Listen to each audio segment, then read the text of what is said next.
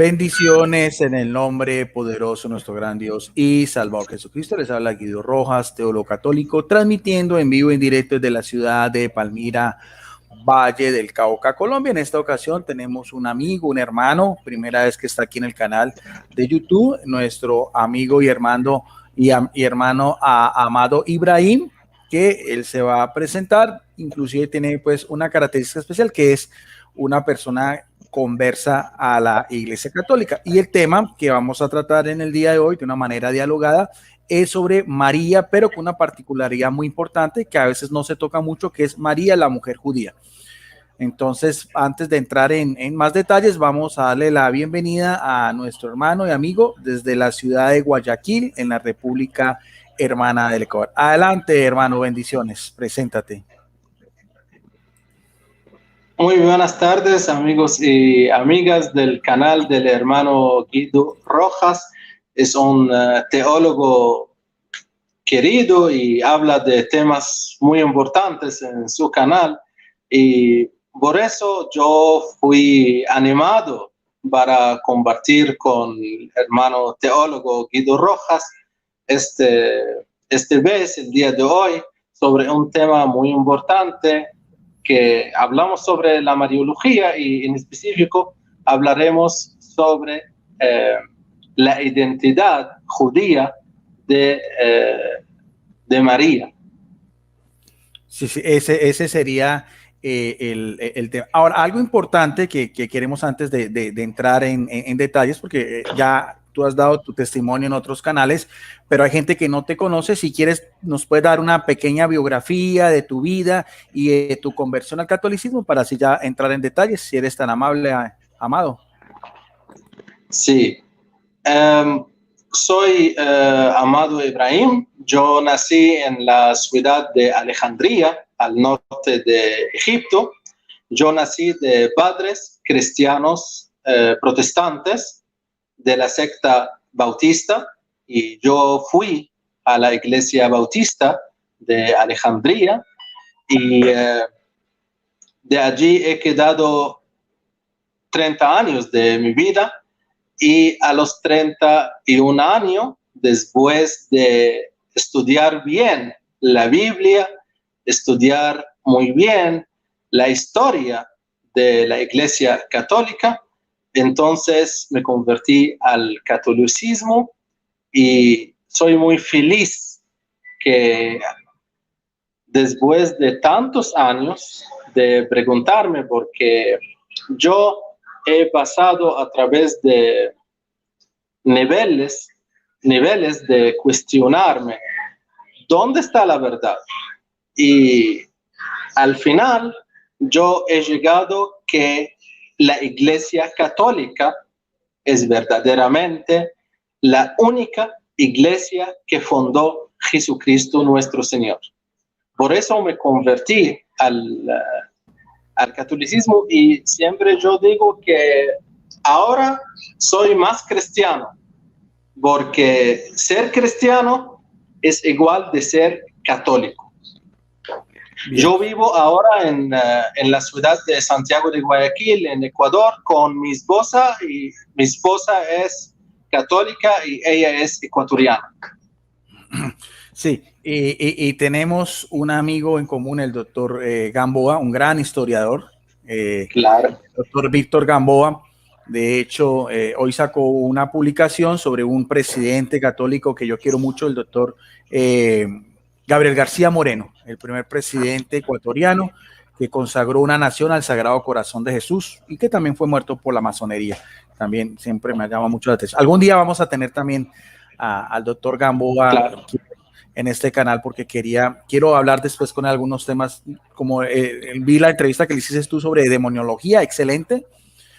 Y también quisiera hablar un poco también sobre otros temas. Bien, Amado, y en tu proceso de conversión, antes de entrar en materia, ¿qué papel jugó María?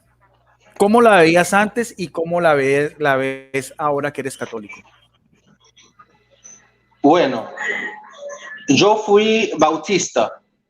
Lo que nos enseñó la Iglesia Bautista de Alejandría es que María es la madre carnal de Jesucristo, pero nosotros no sabemos nada más de ella, y que ella solo fue la fuente para que Jesús nazca. Pero no hablamos mucho en la iglesia bautista, no hablamos mucho de María, porque para los bautistas no es un tema destacado para hablar. Ella fue la madre de Jesús y nada más, y quizá ella tuvo muchos hijos, así dicen los bautistas, y que ella no es virgen, y muchas cosas muy contrarias de la fe de los católicos. Así que, sí, para decir la verdad, sí, para decirla puro y duro, como decimos, que para los bautistas María casi no significa nada. Aunque podríamos, no sé, hacer una excepción, Amado, no sé si conoces, hay un pastor muy querido, muy cercano a la Iglesia Católica, que es el pastor Percy Riller. Él es un pastor bautista en Los Ángeles, Estados Unidos, de la Iglesia Bautista del Sur, y yo lo entrevisté hace mucho tiempo. El pastor Percy Riller es un gran amigo. Él sí cree en la virginidad de María y cree en su maternidad divina. Me imagino que eso es más a nivel personal que a nivel de la Iglesia Bautista. Eso es lo que quería decir. Quizá algunos bautistas, pero de nivel personal, como dijo usted, creen en la Virgen María, pero en la doctrina de la Iglesia Bautista en Estados Unidos, la Virgen María, no más ni menos que ella es la madre de Jesús y no tiene nada de divinidad. Ya.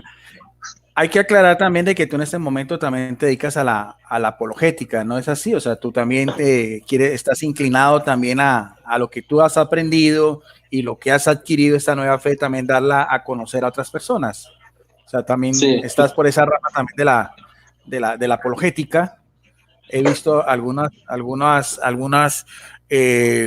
videos tuyos, y ya en tu proceso de conversión y estudio, yo te digo, Amado, que una de las cosas que a veces pues lucho con mis hermanos católicos es de que a veces vemos a María en el sentido de ya como la reina en el cielo, la que está llena de gloria, de las muchas jaculatorias que son muy bonitas, pero a veces nos olvidamos un poco de la mujer de María, la mujer de la Biblia, la que narran los evangelios, claro, que debería ser la primera fuente de revelación divina.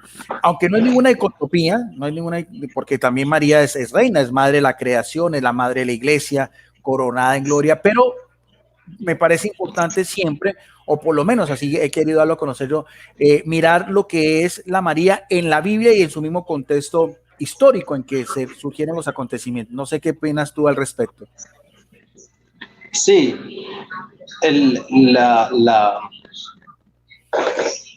para conocer a María tenemos que tener dos principales fuentes: la Biblia y las escrituras de los contemporáneos de María. Y las escrituras de los contemporáneos de María no hay muchos recursos, pero sí hay. Pero la mayoría de lo que sabemos de María es o viene desde adivinar, para que sea la cuenta clara. Por ejemplo, si vamos a pensar en María como una muchacha que vive en la Judía, entonces tenemos que pensar en las normas de la sociedad judía en el siglo I, en el siglo I antes de Cristo y en el siglo I después de Cristo, porque ella más o menos nació 15 años antes de Jesucristo. Entonces, aquí vamos a aplicar las normas de la sociedad judía para saber más sobre María, la madre de Jesús. María, la hija de Israel. María, la hija de Sión. Porque María no va a creer en otras religiones. Nunca. Ella es una muchacha judía. Ella creó en el judaísmo. Y ella, hasta que la aclaración divina, ella no sabía que los versículos del Antiguo Testamento eran de ella. Ella no sabía nada de eso. Ella leía la Biblia. Y las muchachas judías iban siempre a la sinagoga para aprender la Biblia, para aprender Torah. Entonces, vamos a aplicar las normas de la sociedad judía para que entendamos cómo vivió María, madre de Jesús. Muy interesante esa introducción que tú haces, porque estás situando ese mismo contexto, sabiendo de antemano también una sociedad, por no decir machista, sino pues patriarcal, como a veces algunos autores, en el cual la mujer pues tenía un segundo rango, al igual que los esclavos o los extranjeros. En ese mismo ambiente vivió María. Algo que también es importante, nuestro hermano amado, estás recalcando, hay dos cosas. Primero, estás calculando la edad de María. Voy a hacer la manera de entrevista para sacarte toda la información para que tú mismo no la des. Estás calculando que la edad de María al anuncio del ángel era de 15 años. ¿En qué deduces tú esa conjetura? La base. ¿Cómo sabía yo que ella tenía 15 años? Es la pregunta. Entonces, la sociedad judía era sociedad machista. Es verdad. Usted dijo machista y es verdad. No podemos decir algo que no es verdad. La sociedad judía en el siglos antes de Cristo y después de Cristo, y casi hasta ahora, Israel, como un país en el Medio Oriente, comparta con los amigos árabes la mentalidad patriarca como manera o como estilo de vida. El hombre es más, tiene más ventajas en la sociedad que la mujer. Y hasta casi 100 años atrás o 200 años atrás, la mujer judía siempre tenía el velo para cubrir el cabello, exactamente como los árabes ahora. Y como digo, la sociedad judía comparte mucho con la sociedad árabe como una sociedad patriarca, donde el hombre puede hacer lo que quiere, pero la mujer no. También una cosa más, la mujer en el siglo I antes de Cristo, en la judía, se llama mujer cuando tiene 12 años o casi 11 años. No como ahora. Ahora nosotros vivimos en una sociedad donde la muchacha que tiene 15 años es una niña, que tiene 17 años, ella es niña hasta que tenga 18 años. Pero en la sociedad judía no. La muchacha que tiene 12 años ya no es una niña, es una mujer.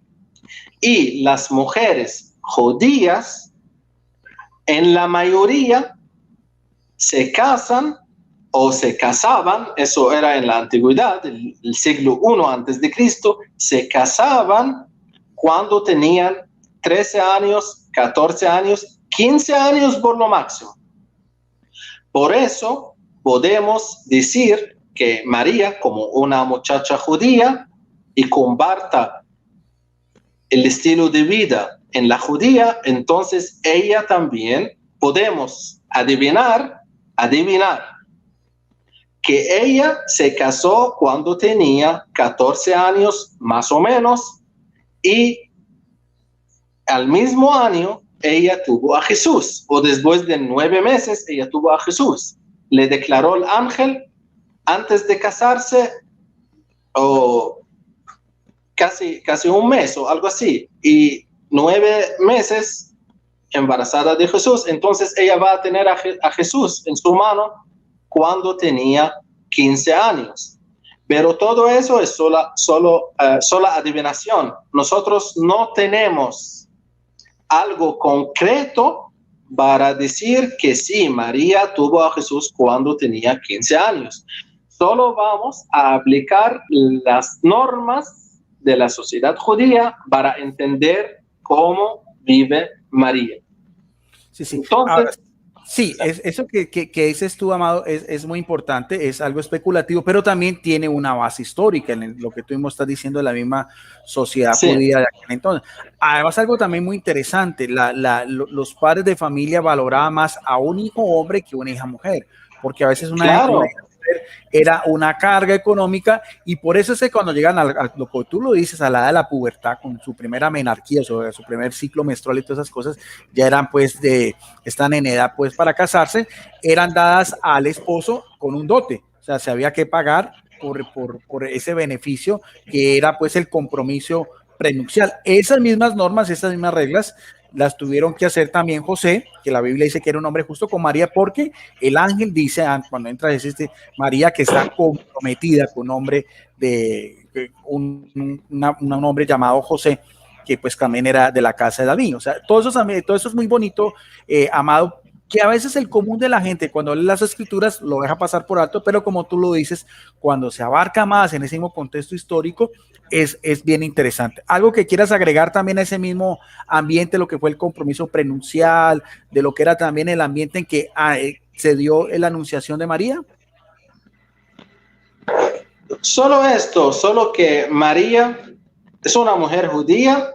Vamos a conocerla desde la Biblia y desde la historia del pueblo judío. ¿Y por qué? ¿Cuál es el significado de eso? El significado es entender la identidad judía y bíblica de la Santa Virgen María, Madre de Dios Hijo y esposa del Espíritu Santo. Y aquí también quiero empecemos con el libro de Génesis, capítulo 3, versículos 14 y 15.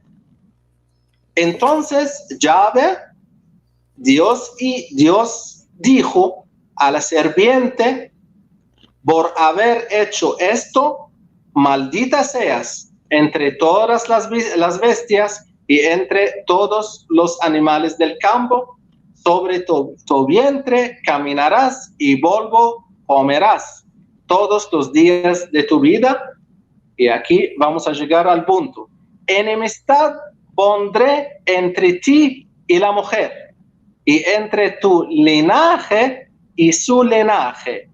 Él te pisará la cabeza mientras acechas tú su calcañar.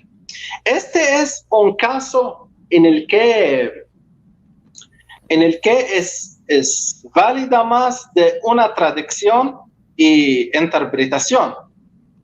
En el sentido más amplio, quiero decir que la iglesia en su conjunto es la simiente de Eva, en oposición misionera a la simiente demoníaco de la serpiente, es decir, el diablo.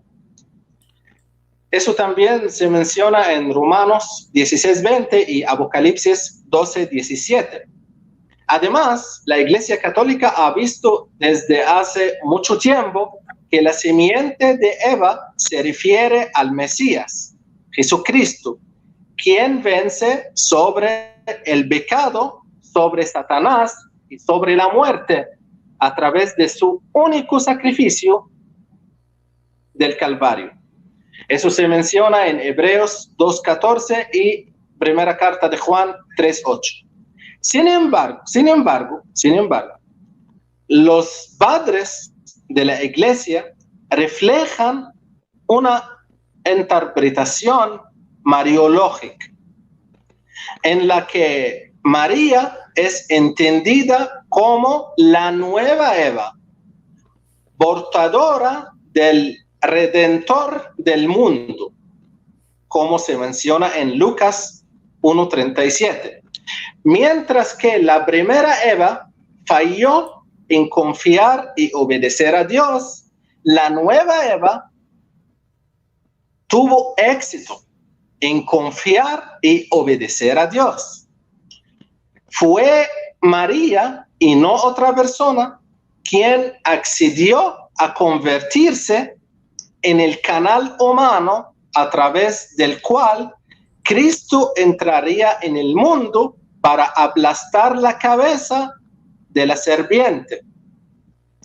Y ella, María, fue herida cuando la serpiente golpeó a Jesús. Simeón le había profetizado que una espada traspasará también tu propia alma. Es una profecía que se cumplió cuando María vio a su único hijo colgando de la cruz.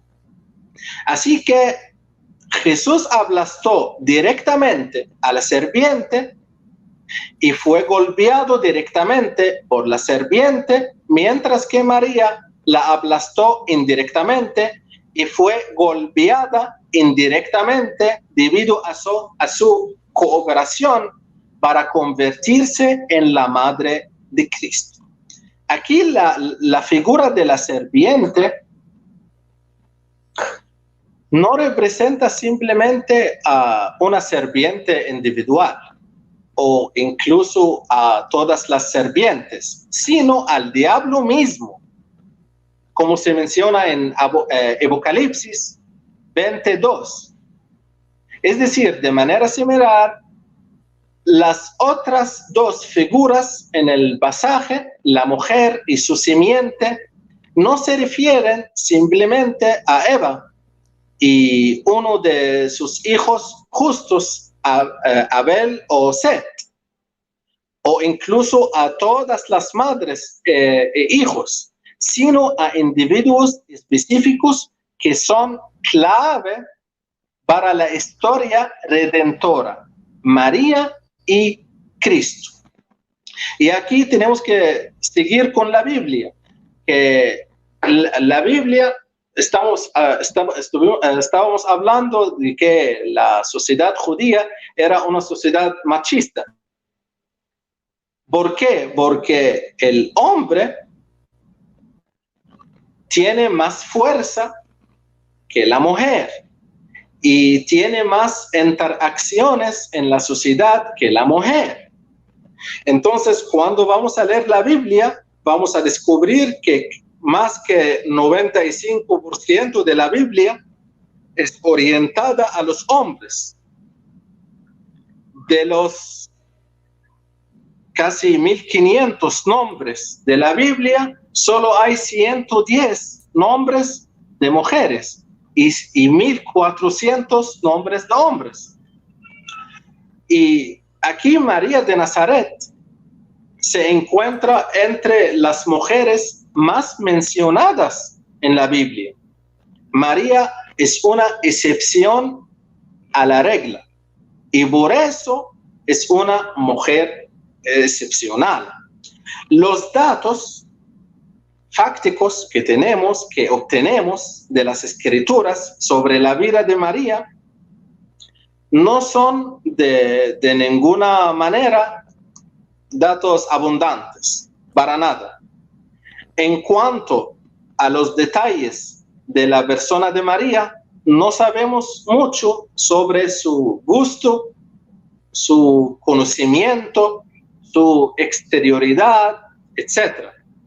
Sin embargo, a través de la intervención espiritual de Dios en la vida de María, se convierte en una persona en términos de su vocación religiosa, su proceso de individualización se inicia con la reflexión sobre quién es. Ella quería saber quién es y cuál es su misión como humilde esclava del Señor. Aquí también tenemos que mencionar que ni es posible establecer un punto cronológico exacto para identificar la fecha del nacimiento de María, ni su presencia en medio de Israel, que es una presencia tan discreta que pasa casi desapercibida a los ojos de sus contemporáneos. Algunos historiadores escriben que Santa María Virgen nació en el año 15 antes de Cristo, es decir, solo en el misterio de Cristo es su misterio plenamente aclarado. ¿Y de dónde sacaron que ella nació 15 años antes de Cristo? Ellos aplicaron las normas, el estilo de vida de los judíos y concluyeron que las muchachas judías se casan cuando tienen 14 o 15 años o 16 años por lo máximo. Aquí María de Nazaret, su padre se llama Joaquín, un hombre judío religioso, y su madre se llama Ana, una mujer judía religiosa. Y María se menciona por primera vez por su nombre en el Evangelio de Mateo. Era una mujer, María era una mujer, como dice, común y corriente.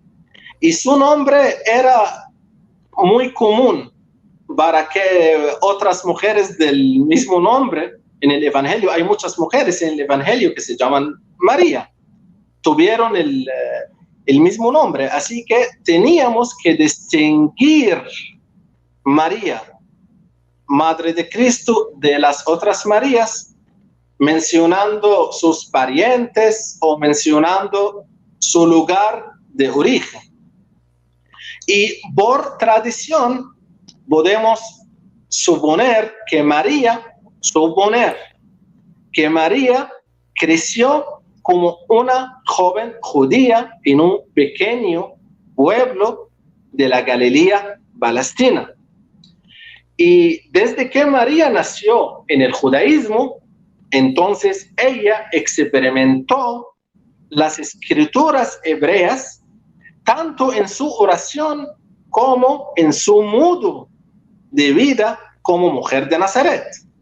Así que la educación de María como niña incluyó escuchar las lecturas de la Torá y los profetas en la sinagoga, y es muy posible que María supiera leer. Y las mujeres judías siempre se sentaron por separado de los hombres durante los servicios de la sinagoga, y podrían haber aprendido las oraciones y escuchar atentamente las lecturas de la Sagrada Escritura. Entonces no hay razón para cuestionar que María estaba presente en la sinagoga cuando Jesús leyó Isaías 61, que habla acerca de sus implicaciones mesiánicas. Ella estaba, como todas las mujeres judías que van a la sinagoga. Y también podría ser útil recordar... Amado, sí, porque estás haciendo una cátedra muy, muy interesante. todo lo que te estoy escuchando con mucha atención. Te felicito porque tienes un conocimiento muy alto de estos temas y lo que has dicho tú tiene una relación muy, muy directa, pero quería primero, antes de llegar a la vida pública de Jesucristo, porque con la sinagoga de Nazaret quería hacer una acotación después, nos decías tú de que entonces María, una mujer judía, comprometida con Helio, con un hombre José de la casa de David. Suponemos entonces, porque eso ya es parte de los evangelios apócrifos de la tradición, que sus padres y su madre eran Joaquín y Ana, pero también es de suponer también, como tú nos estás dando a indicar, por las mismas escrituras, el mismo Romanos 1:3 y el mismo anuncio del ángel Gabriel, en Lucas 2:46 en adelante, de que María también era de la estirpe de David y también venía en ese mismo linaje real. O sea, no solamente David era descendiente de David, sino también María, implicando en eso, porque para los judíos la sangre se hereda por la mujer. ¿Puedes hacer una acotación de eso también?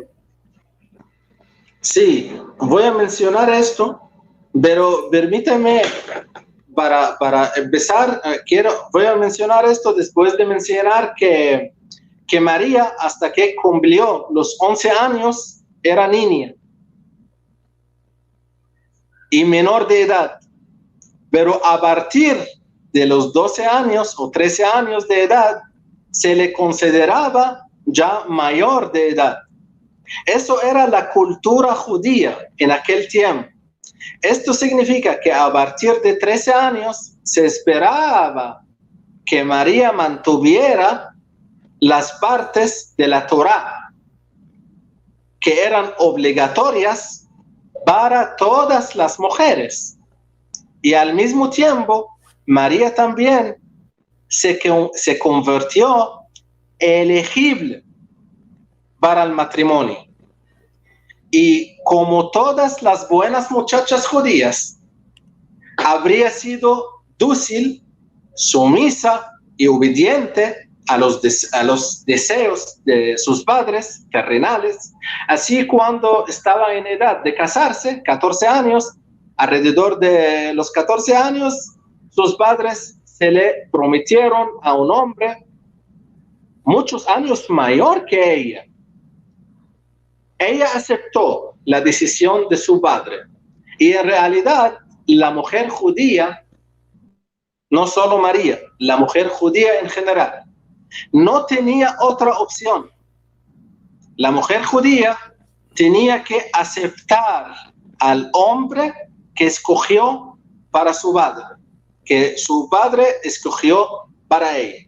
En consecuencia, podemos suponer que fue en esa época cuando María se desposó con José. Generalmente el tiempo de los esponsales en Judea duraba un año, 10 meses, pero no más que un año, no se puede, con la excepción de las viudas, es otra cosa. Y sabemos que la anunciación del Espíritu Santo a María ocurrió durante la fase de su compromiso matrimonial con San José. Antes, Dios se había dirigido a las mujeres. Aquí es un punto muy importante. Antes, en la Biblia, Dios manejaba a las mujeres de manera diferente. Como en el caso de las madres de Samuel y Sansón. Sin embargo, Dios Padre, para hacer un pacto con la humanidad, se dirigió solo a los hombres, como Noé, Abraham y Moisés. Pero al comienzo de la nueva alianza, el nuevo pacto que será eterno, irrevocable, hay una mujer judía, la Virgen de Nazaret. Entonces, Dios Padre cambió la manera de hacer el pacto con la humanidad. Antes, Él hizo el pacto con los hombres. Ahora Él hace el nuevo pacto a través de la mujer. Él está cambiando la sociedad, todas las sociedades del mundo, porque no solo la sociedad judía era machista o patriarca, la sociedad romana era patriarca, la sociedad egipcia, y es una gran civilización en aquel tiempo, la sociedad egipcia, era una sociedad patriarca, pero con el nuevo pacto, con una mujer, se cambió la mentalidad de las sociedades, la mentalidad de las culturas. Y esto ocurre dentro de las circunstancias correctas de la historia de Israel, el pueblo que recibió por primera vez las promesas de Dios. El mensajero divino dijo a la Virgen: alégrate, llena de gracia, el Señor es contigo. El mensajero divino no la llama por su propio nombre terrenal, María, que es el nombre María, en los judíos se llama Miriam o Merjam. Él no la llama Merjam o Miriam o María, no. Él le llama por su nuevo nombre, la llena de gracia. ¿Qué significa este nombre? ¿Y por qué el arcángel se dirige así a la Virgen? Pues en el lenguaje de la Biblia, la palabra gracia significa el don, un don especial, que según el Nuevo Testamento tiene su origen precisamente en la vida trinitaria del mismo Dios, Dios que es amor. Aquel que la llamó su más amada es el mismo amor, Dios. Bien, podría ser la experiencia central de su vida cuando María descubra que es amada por lo que es y no por lo que puede hacer. Ella entendió eso. Ella le dijo: yo soy amada por lo que soy y no por lo que puedo hacer. Esta conciencia en la mentalidad de la Virgen María la lleva a identificarse como la esclava del Señor, la humilde esclava del Señor, y la impulsa a abrazar la misión que le ha sido encomendado. De hecho, en la Anunciación, María se entregó completamente a Dios, con la total sumisión del intelecto y la voluntad, los dos, con su cabeza y con su voluntad. Ella estaba manifestando la obediencia de la fe al que le hablaba a través de su mensajero. Y ella respondió con todo su yo humano y femenino: yo acepto. Ella le dijo a Dios: yo acepto, yo confío en Dios. Y la respuesta de María era respuesta de fe, que incluyó tanto la cooperación perfecta con la gracia de Dios, y eso es lo que tenemos que aprender en nuestra vida del día a día.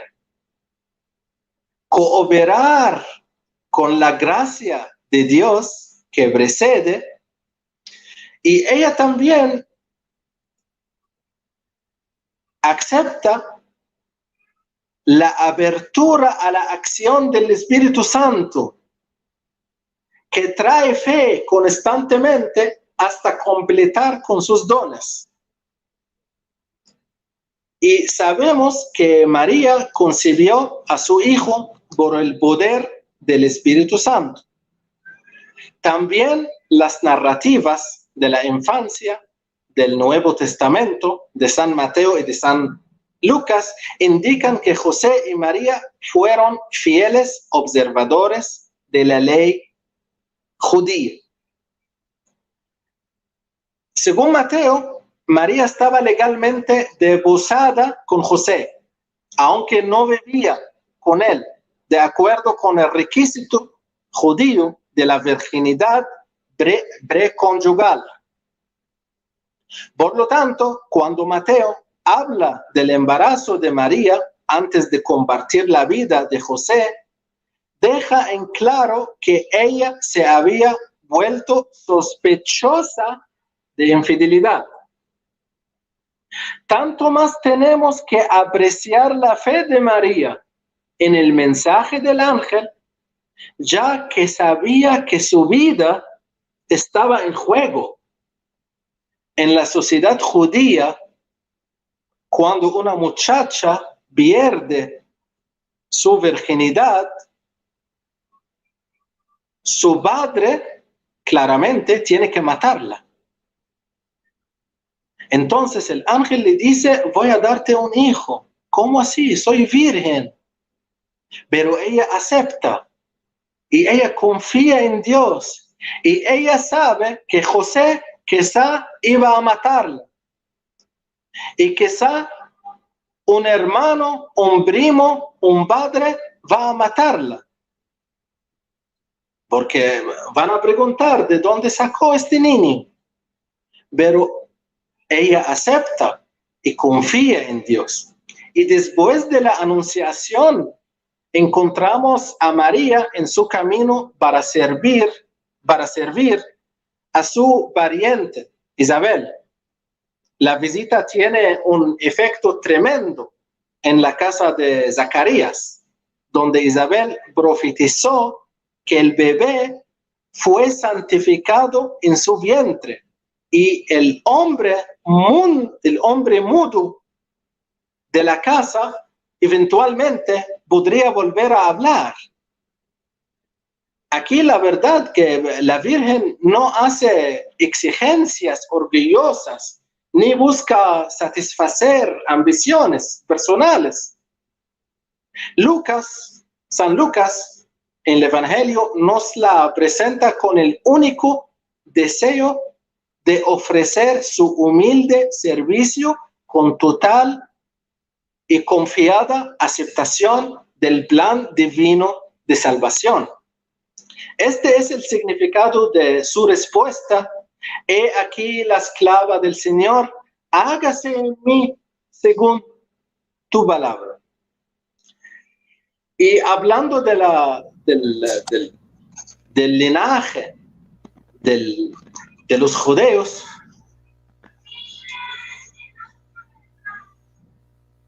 en el antiguo pacto, Dios hablaba con hombres. En el nuevo pacto, no. En el nuevo pacto, Dios hace su plan de salvación a través de una mujer. Entonces, cuando vamos a decir que Jesús tiene a mujer en su linaje desde David, es algo lógico, porque el pacto se cambió. El antiguo pacto ya se acabó. Vamos a empezar un nuevo pacto. Eso no significa que Cristo va a destruir el Antiguo Testamento. No, estamos hablando de la manera que Dios elige para el plan de salvación. Porque algunos dicen, sí, es una mujer en el linaje y los judíos no aceptan eso. No, aceptan. Ellos tenían que aceptar porque el pacto se cambió. Aquí el Magnificat de María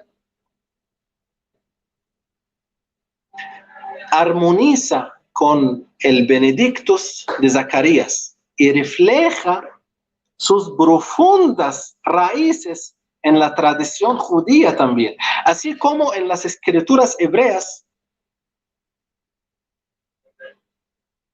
Dios ha hecho grandes cosas por mí, dice Zacarías. Dios ha hecho grandes cosas por mí.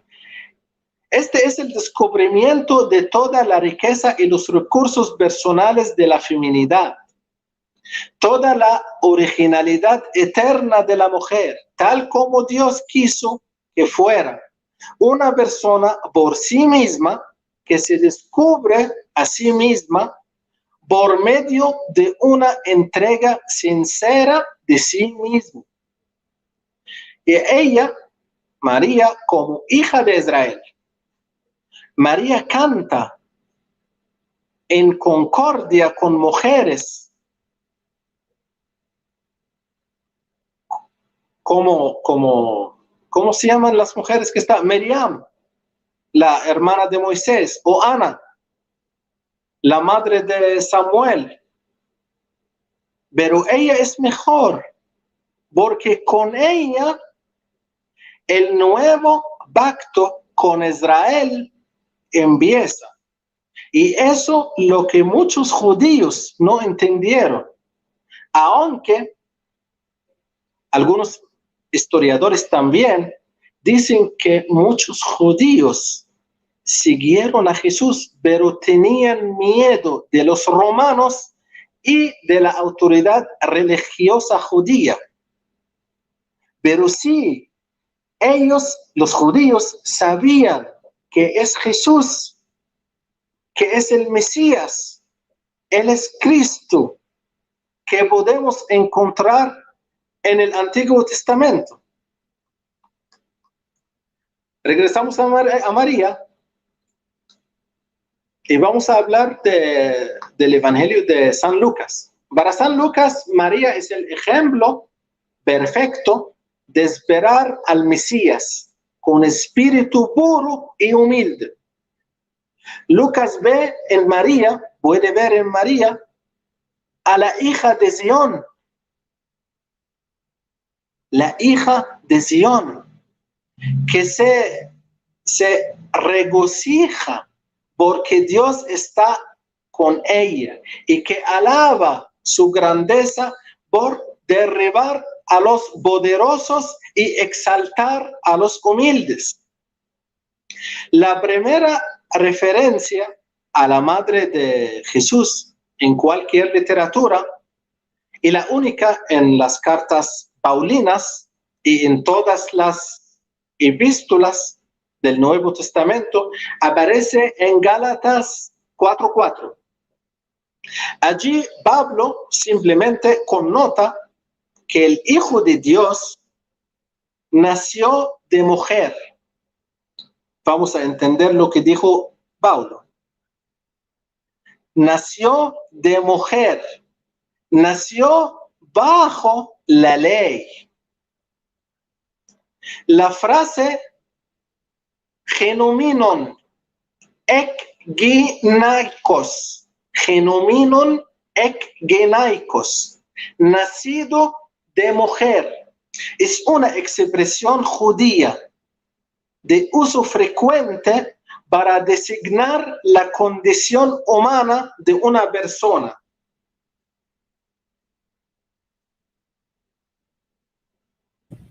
Sí, qué interesante nacido, eso. Sí. Sí. Y de hecho, Amado, lo que nacido de mujer viene una relación muy directa también con Génesis 3:15. La misma mujer profetizada en el mismo protoevangelio. Y también cuando Jesucristo en la cruz la llama mujer, porque todo ese paralelismo tiene algún significado especial. María, la nueva Eva, como tú mismo lo decías, desde Irineo de León, también desde los padres de la iglesia, y también en la misma pues patrística, en la misma tradición, en la misma comunidad lucana. Lo que tú nos estás diciendo es todo, o sea, estás dando pues toda un estudio de Mariología muy interesante y sobre todo basado en las Sagradas Escrituras. O sea, la mujer judía, la mujer comprometida, la mujer, la hija de Joaquín y Ana, la futura esposa de un carpintero, un tectón, un artesano en Nazaret, al norte de Galilea, una remota aldea alejada pues de la corte y de los saduceos, de lo que era el templo, para decir que entre los más humildes es lo primero. Y algo también que tú estás sacando, que me parece también muy importante, es lo de esclava, dulé en griego, o sea, dulé, sierva, esclava, posición de ¿qué? De servicio. La que fue profetizada por el mismo ángel, como tú mismo lo decías, ser la madre de ese rey, de ese futuro monarca que su reino tendría ningún fin. Ella misma se autoproclama con el fía del ángel como la esclava, la fiel sierva del Señor, y eso es lo que uno ve. Por eso es que me parece muy bueno lo que tú estás diciendo en los mismos evangelios. En el servicio a su prima, una mujer de edad avanzada, en Ahí Karen, en la misma Judea, y también en el ministerio público de Jesucristo, también en las bodas de Caná, porque ella es la que se da cuenta que no tienen vino. O sea, esos detalles son tan bonitos, Amado, que a veces también resaltan mucho más esa grandeza, ese amor, esa santidad de María. Quería también agregar algo a lo que tú nos decías, como una mujer judía siempre era considerada menor de edad. Estaba a cargo de los padres de familia hasta que era dada en matrimonio, después al padre, perdón, después a su esposo. Por eso es que el esposo tenía solamente la carta de divorcio, lo que vemos, él solamente podía dar la carta de divorcio, y después, al morir el esposo de su hijo, en este caso de Jesucristo. Por eso es que Jesucristo en la cruz la deja a Juan, al cuidado de Juan, porque ya es muy bonito eso, porque María siempre servicio, obediencia, silencio, como tú lo decías, si ante ver José ya después de que vino de Ain Karen embarazada, claro, podía morir por lapidación, por el mismo, pues, haber violado ese precepto, y vemos que siempre María, que silencio, humildad, servicio y confianza absoluta en los designios del Señor. Sigue, Amado. Sí, muchas gracias, hermano. Aquí también es significativo, hablando de San Pablo, es significativo que San Pablo no llame a la madre de Cristo por su propio nombre, María o Merjam, sino que la llame mujer. Eso coincide con las palabras del protoevangelio del libro de Génesis 3:15. Ella es esa mujer que está presente en el acontecimiento de salvación. Esto en 3:15 marca la plenitud de los tiempos. Este acontecimiento se realiza en ella, en una mujer, y le dice mujer. Entonces Pablo le llama mujer, nunca le llama Merjam, le llama mujer. Ya a través de ella va a nacer Jesús. Nacer bajo la ley, la palabra nacer bajo la ley, significa para Jesús estar plenamente integrado en la condición humana, tanto en el tiempo como en el lugar, a través de sus raíces en el pueblo judío. El humano perfecto. Mateo nos presenta la genealogía de Jesús, pero las repeticiones uniformes de los progenitores masculinos se interrumpen 4 veces para mencionar a las mujeres. 4. Rahab, Ruth, ambas extranjeras, no eran judías. Ambas, Rahab y Ruth, extranjeras. Están allí, ¿por qué extranjeras? Están allí para mostrar que el resto de la raza humana está invitada a participar en la salvación junto con Israel. Y la tercera mujer en la línea se llama Tamar. Tamar no era de Judá y Betsabe. Ella había sido esposa de Urias antes de convertirse de esposa de David. Están allí para recordarnos que la promesa se abre paso a pesar de las debilidades de un patriarca y de un rey. Y paradójicamente, incluso obtiene apoyo de ellos.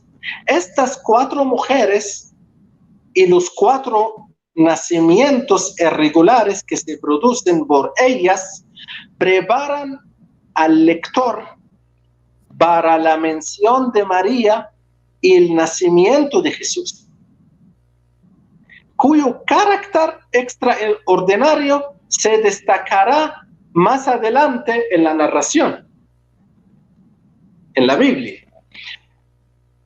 El Evangelio de Mateo afirma la legitimidad de Jesús como un niño judío nacido de padres judíos. Es hijo de un matrimonio legalmente reconocido. Así, José es el legítimo padre de Jesús, quien a su vez tiene la responsabilidad de nombrar al niño. Por otro lado, María es la madre de este niño de una manera extraordinaria, similar a las otras mujeres mencionadas en la genealogía, Rahab, Tamar, Ruth y Beersheba. María es la Virgen Madre del Mesías prometido, que se llama Emmanuel, Dios con nosotros. Claramente entonces, María juega un papel en el plan de Dios de salvar a su pueblo, y de hecho fue vista desde la época de Isaías como la Virgen que daría a luz a Emmanuel. Desde la época de Isaías, en el Antiguo Testamento. Sin embargo, en la narrativa de la infancia de Mateo, que Mateo nos cuenta, sigue siendo un instrumento de la acción de Dios, y nunca se mencionan sus actitudes personales. Una vez que ha dado a luz a Jesús, ella y el niño se convierten en el objeto del cuidado de José. Si vamos a considerarla un drama, entonces José es el centro del drama. Esto se hace evidente inmediatamente después del nacimiento de Jesús, cuando se desata la violencia contra el niño y su familia. Aquí José toma la iniciativa a pedido del ángel, huyendo con el niño y su madre a Egipto. Como San Mateo, San Lucas ubica a Jesús en la historia del pueblo judío. Para San Lucas, sin embargo, María es la garante de sus raíces y ella es el signo de esta novedad. El nacimiento tuvo lugar en condiciones de extrema pobreza. San Lucas nos informa que con motivo del censo ordenado por las autoridades romanas, María fue con José a Belén. Al no haber encontrado lugar en la posada, dio a luz a su hijo en un establo y lo acostó en un pesebre. Se nos recuerda una vez más que Jesús nació bajo la ley.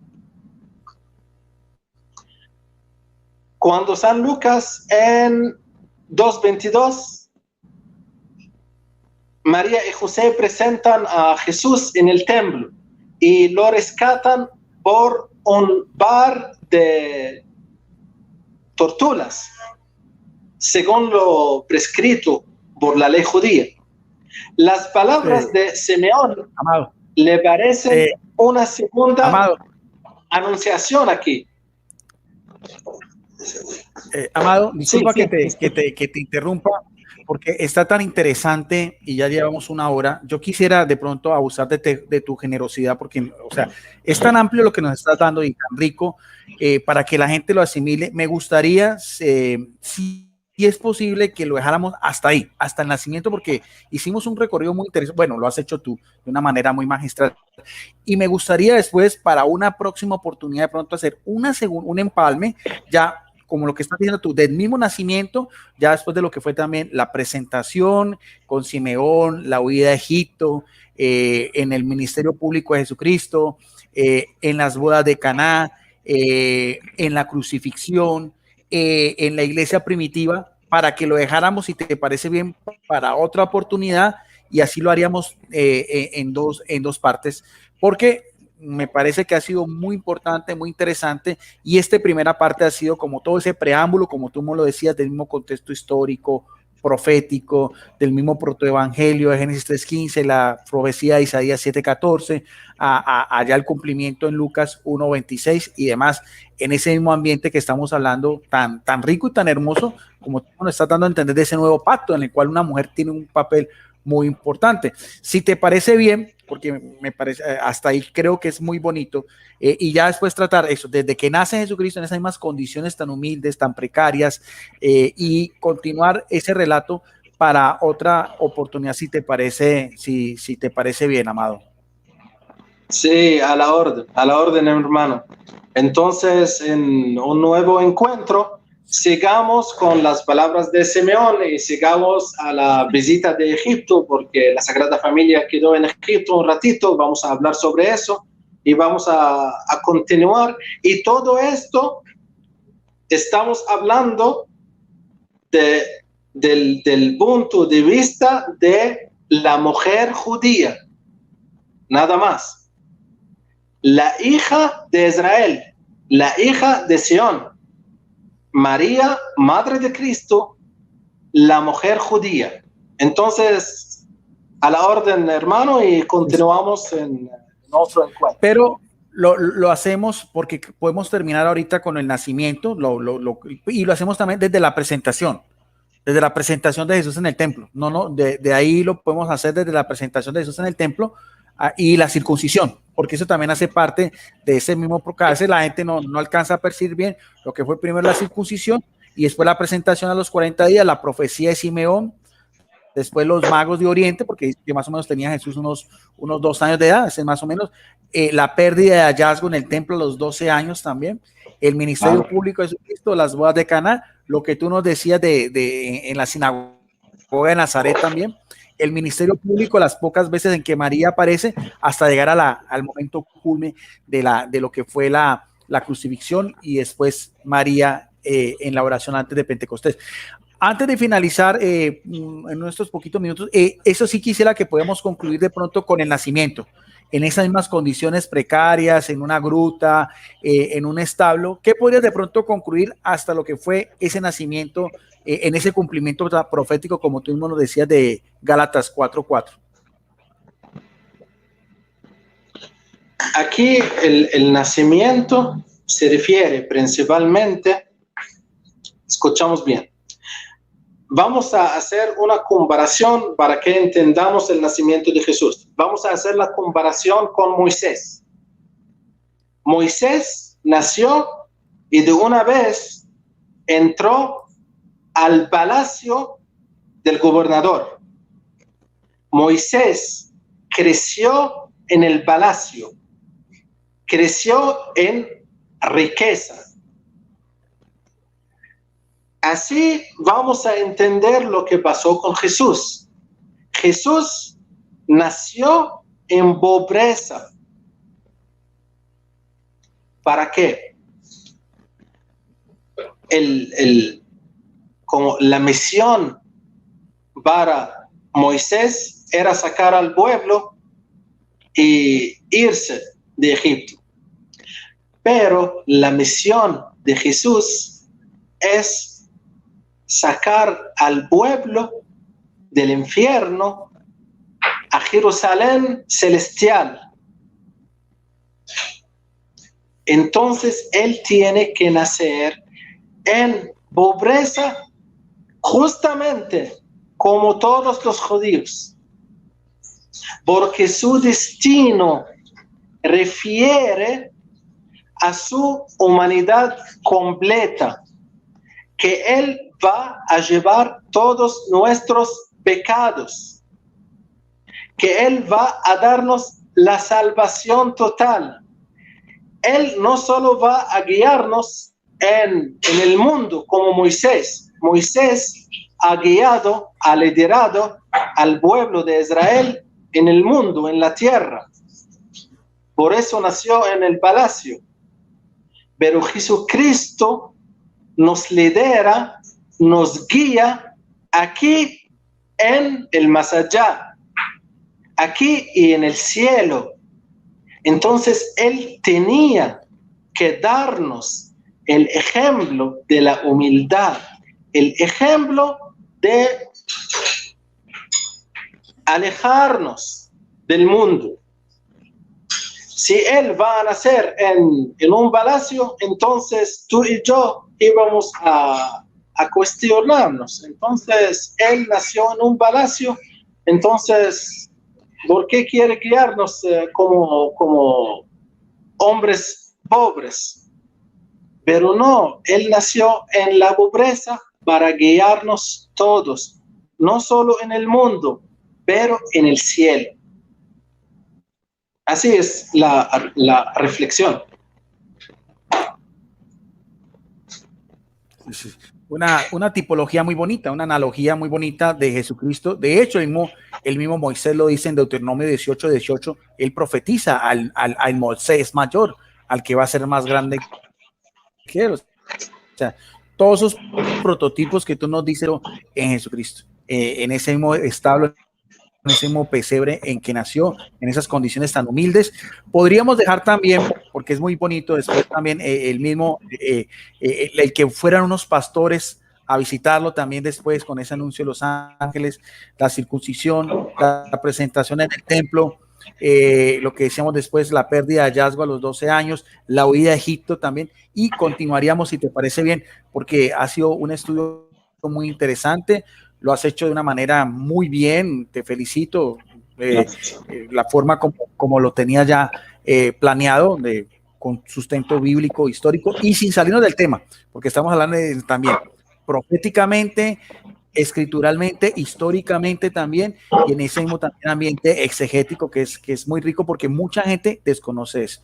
Yo te agradezco, Amado, porque me gustaría no solamente eso, sino a unas próximas ediciones, porque tienes tú pues todo ese entusiasmo de un converso, esa misma capacidad de explicar, de hacer tus estudios, y entonces con este tema tan bonito de María, la mujer de la Biblia. Agradecemos a todas las personas que estuvieron conectadas. No olvides que es un video público, yo siempre lo subo a mi muro personal en este canal y también en mi grupo Debate Bíblico y Teológico Licenciado Guido Rojas en Facebook. También tú lo puedes subir a tus plataformas y nos ponemos de acuerdo, Amado, después para que continuáramos la segunda parte de María ya desde el nacimiento en la vida pública de Jesucristo. Bendiciones para todos. Entonces, continuaremos, hermano, y muchas gracias a usted por haberme invitado en su canal.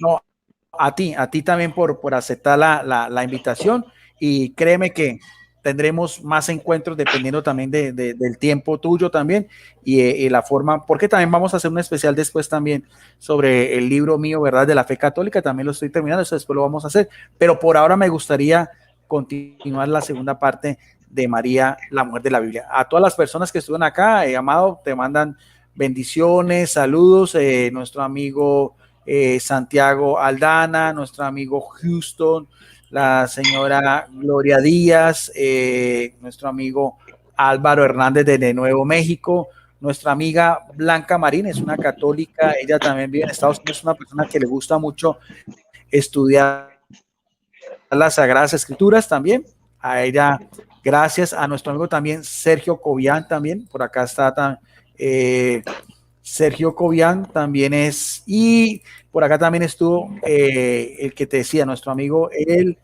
pastor también Percy Riller, también aquí está nuestro amigo el pastor Percy Riller, y también Gloria Díaz, bueno, y demás. A todos ellos, gracias por estar acá, y nos vemos entonces en una otra ocasión. Nos vamos a poner de acuerdo para continuar el tema María, la mujer de la Biblia, segunda parte, desde el nacimiento de Jesucristo, lo que nos relatan los evangelios. Bendiciones para todos, un fraternal saludo, Amado, a la República de Ecuador, ahí donde tú vives, en Guayaquil. Gracias, bendiciones.